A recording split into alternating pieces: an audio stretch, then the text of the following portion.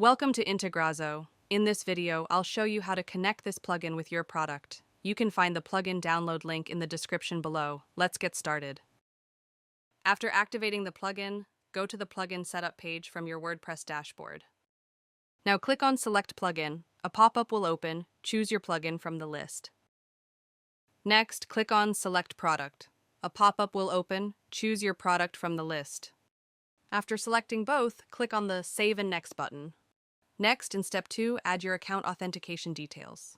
First, enter your account name for identification. Next, select your account data center name. Now click the Authenticate button. Now it will redirect you to your Zoho account. Here, review the permissions and click Accept. After that, it will redirect you back to the WordPress plugin page. Step 3 is the field mapping section. Here, you can map your form fields with your product fields. First, select the form you want to integrate from the list. Next, choose the module you want to connect from the list. After selecting both, click on the Save and Next button. Now the field mapping area will open. On the left side, the form fields will appear, and on the right side, the product fields will appear.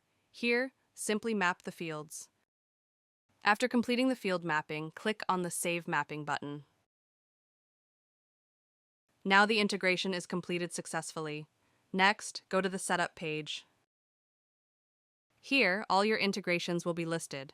You can enable or disable any integration using the toggle button. Next, click on the Logs tab at the top.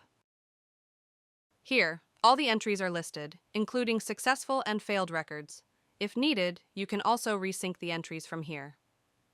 That's all for now. Thank you for watching. If you have any questions, feel free to comment below. Don't forget to check the plugin link in the description.